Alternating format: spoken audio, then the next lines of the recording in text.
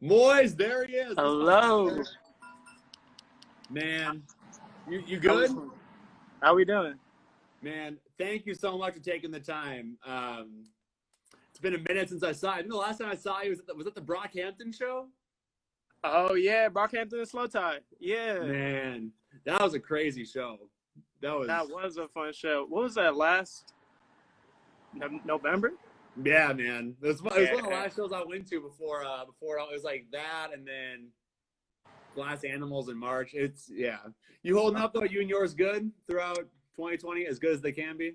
As good as we can be. I'm just like outside my crib right now, enjoying like this fall day that we kind of got going on.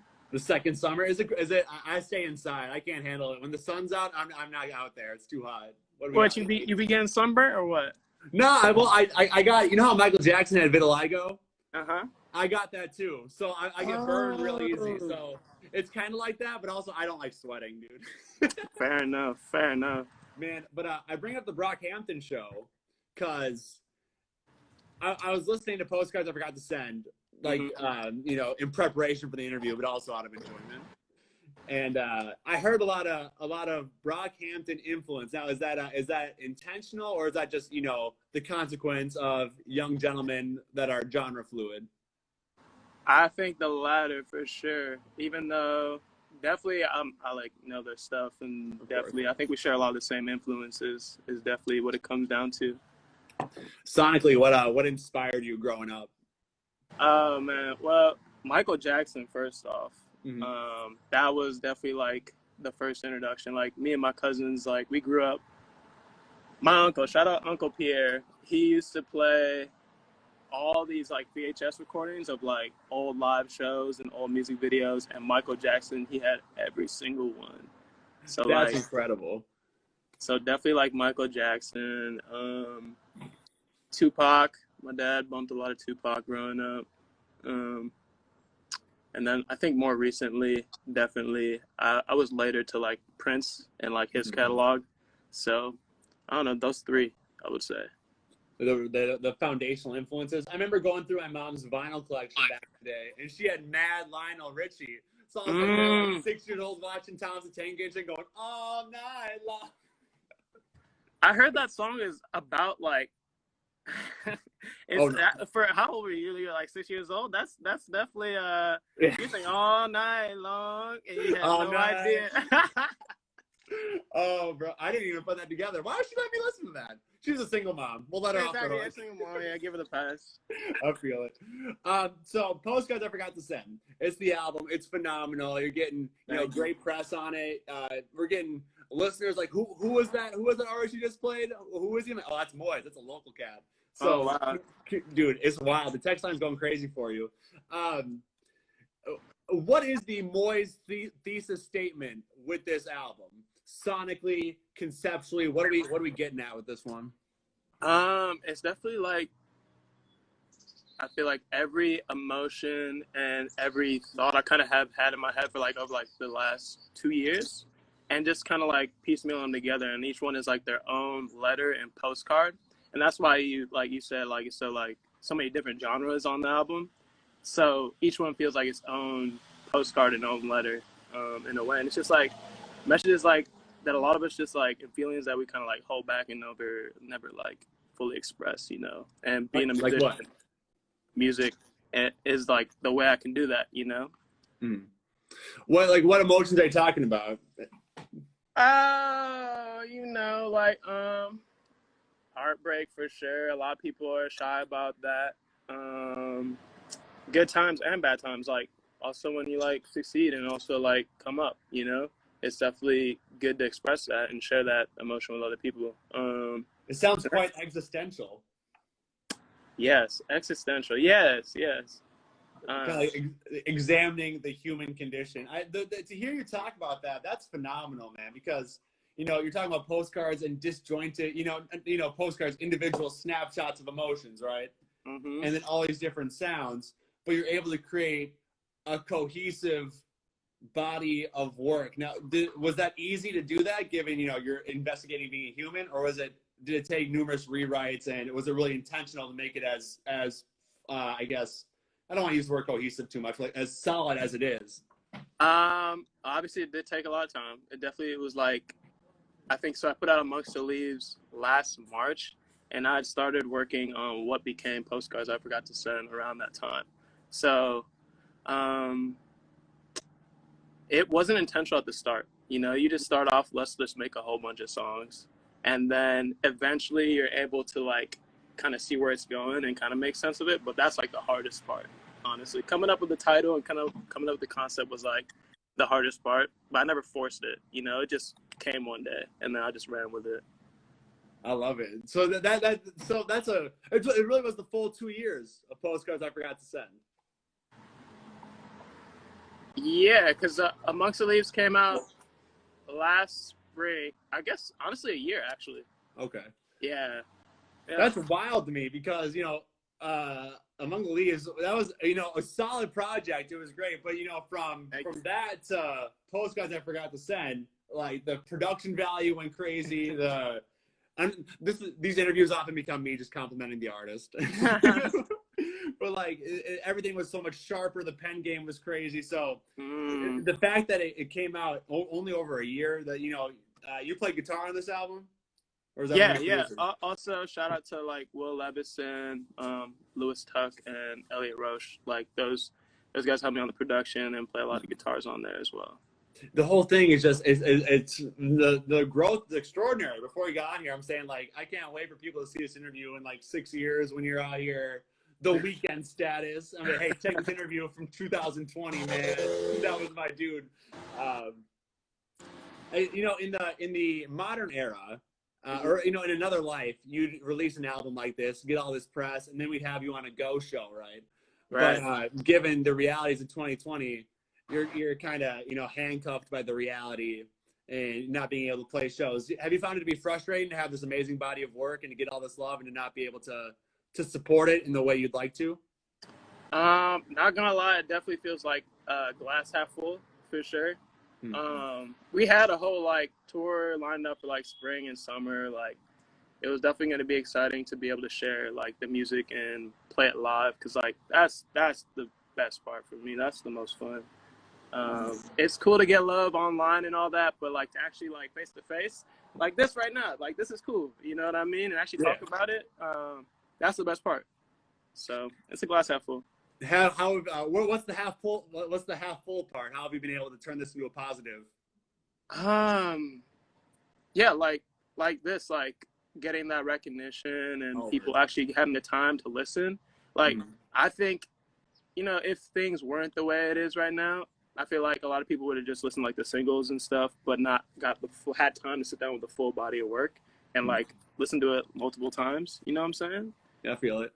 Speaking of the single, man, I remember when we got Try on Local Tides, we were like, oh, because it was just jaw dropping, to have a Simon produced track with this dude that we saw at the Battle of the Bands. Like, oh, okay, like this guy's like you're talking about the live show. We saw you're like, hey, this guy, there's something different about this guy.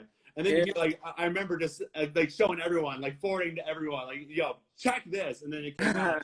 I've seen the typed version of the Simon story, but can you tell us, on the record, on video, I think for the first time, the full Try origin story, because I love this. This is so MTV, bro. All right, Try. So that came from a session probably in March of last year. Originally, I was linking up with Dua Salih, also a great artist, doing amazing things. And we were just going to work on music, just work on a song, whatever. And it happened to be at Simon's studio. And Dua was running late, so it was just me and Simon. So we had time to just like get to know each other. And honestly, he just like gave me the guitar and started playing with these pedals. He has a great pedal selection. And then just like, he was just fucking with the pedals, and then I was just playing the guitar, and we came up with that kind of like that riff that you hear going on throughout the song. And then the first thing that came into my head and stuck was the try, if you really think you know better. So the hook. And then Dua finally came, and that's when kind of got the feeling in the room like, oh, this is something. Like, we should definitely hold on to this. Then I kind of sat with where it was at, honestly, through the whole summer. And it wasn't until I went up to the UK to link up with my homie Will in October of last year that, like, I opened up the session file. I was like, all right, I'm going to finish the verses. I'm going to make this make sense. So, yeah, it was from that session, like, I literally knocked out the verses in one day. And then basically the whole song was pretty much done. It was just like, let's finish the production. But yeah, it kind of took like from March all the way to October was like the timeline for that. That's the studio magic you always hear people talk about. Just these happenstance type things that just of the moment. You can't, no matter how many times you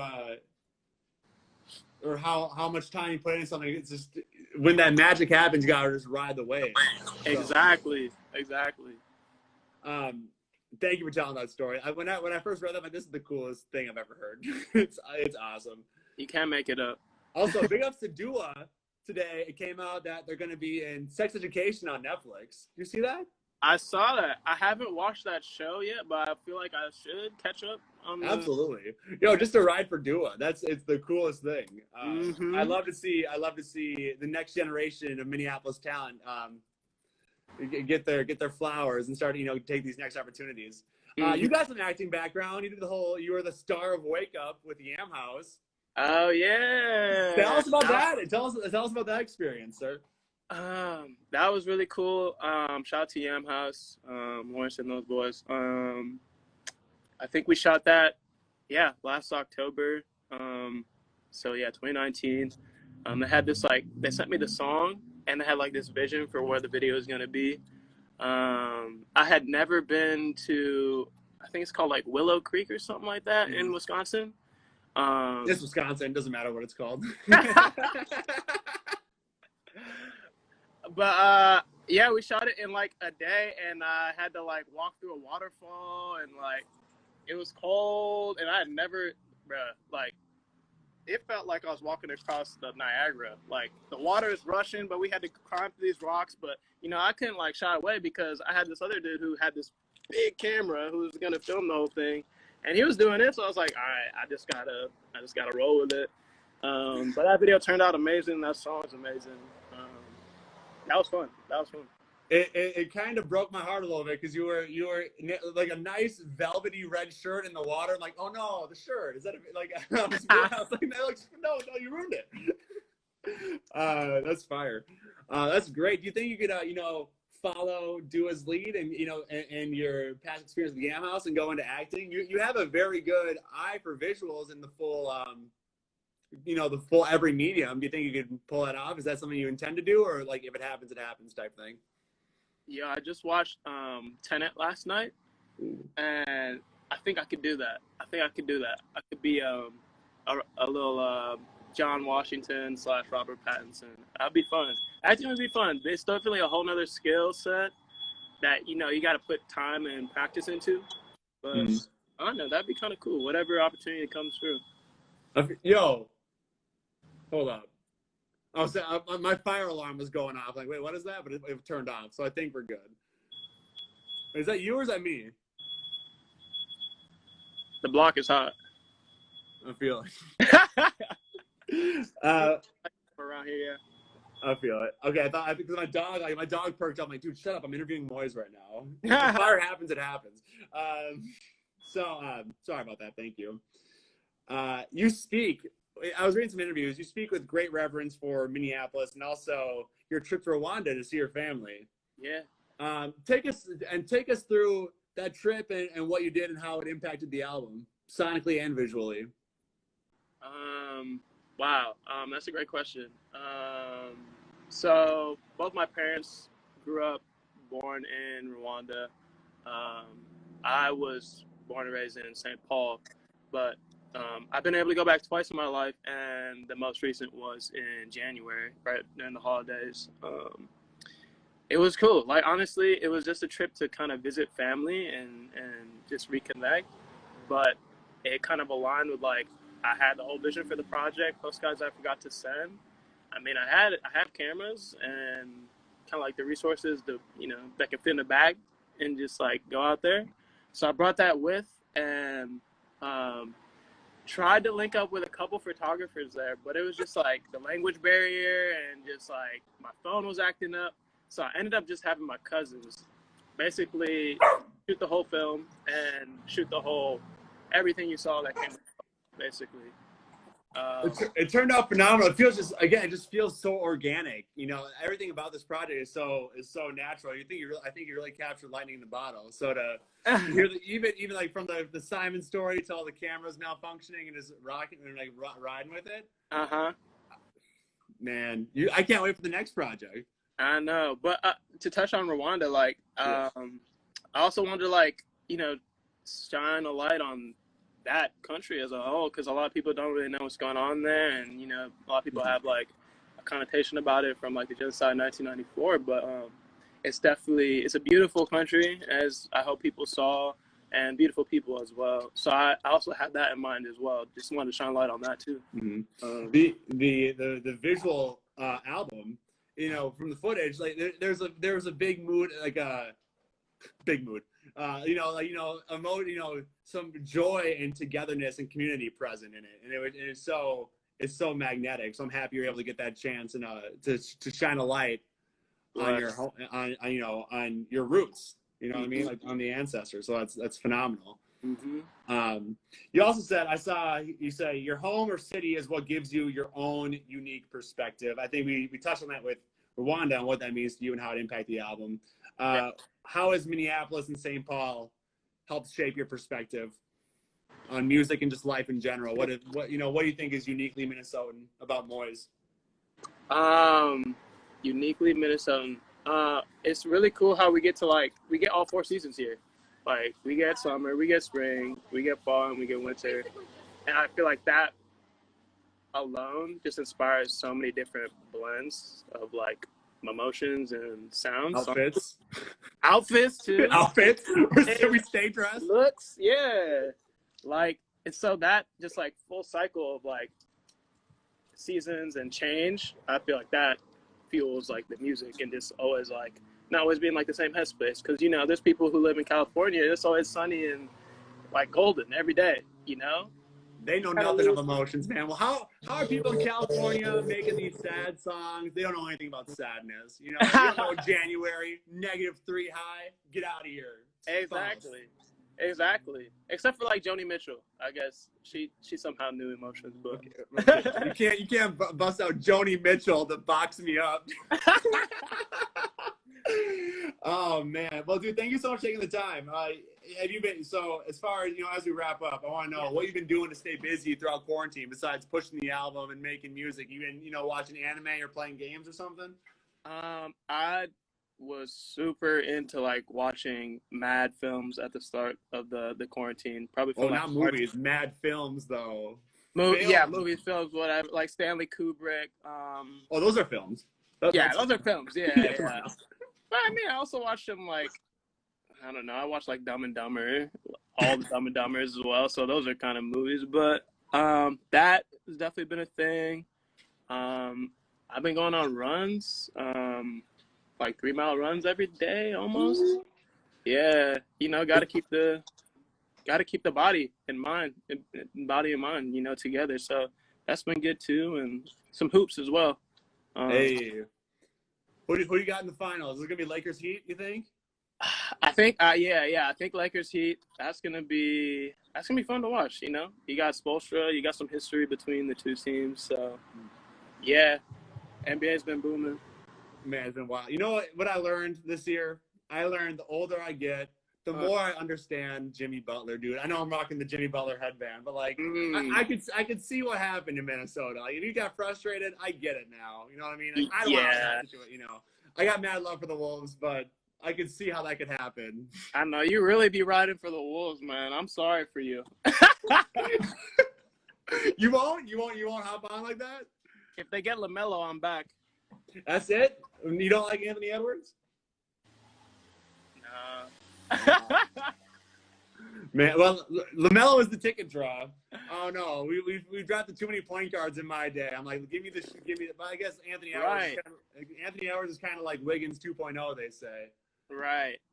So I don't know. I do hope that they do bounce back and figure it out. You know, they got Carl Towns, they got pieces.